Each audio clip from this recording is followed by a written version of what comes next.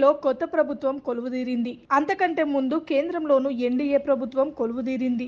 ఈసారి కేంద్రంలోని ప్రభుత్వంలో టీడీపీ కీలకంగా మారిన సంగతి తెలిసిందే. ఇందులో భాగంగా ఇప్పటికే 2 కేంద్ర మంత్రి పదవులు కూడా టీడీపీకి దక్కాయి. ఈ సమయంలో బీజేపీ పెద్దల నుంచి టీడీపీకి మరో భారీ ఆఫర్ దక్కే అవకాశం ఉందని అంటున్నారు.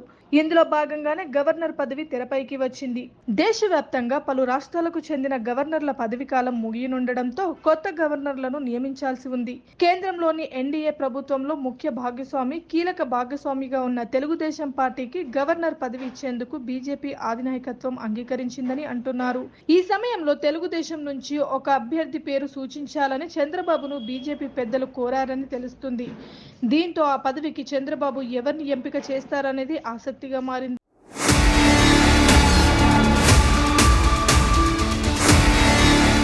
కేంద్రంలోని ప్రభుత్వంలో టీడీపీ 2 మంత్రి పదవులను దక్కించుకున్న సంగతి తెలిసిందే.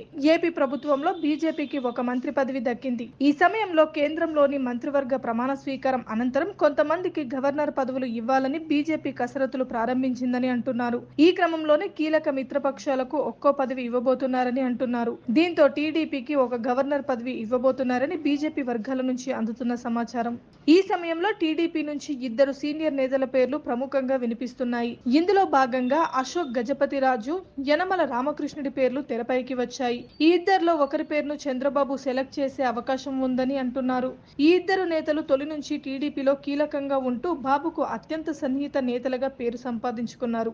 ఇదే సమయంలో 2 అసెంబ్లీ స్పీకర్లుగాను, ఆర్థిక మంత్రులుగాను పనిచేసిన అనుభవాన్ని కలిగి ఉన్నారు. అదేవిధంగా అశోక్ గజపతిరాజు అయితే కేంద్ర మంత్రిగాను పనిచేశారు.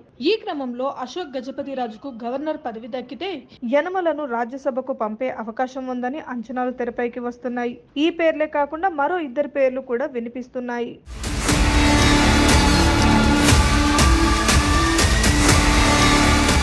కాగా 2014లోనే నాడు టీడీపీ ఎన్డీఏలో భాగస్వామిగా ఉన్నప్పుడు ఈ తరహా వార్తలొచ్చాయి. ఈ సమయంలో తెలంగాణ టీడీపీ నేత మోత్కుపల్లికి ఈ అవకాశం ఇచ్చే అవకాశం ఉందనే ప్రచారం తెరపైకి వచ్చింది.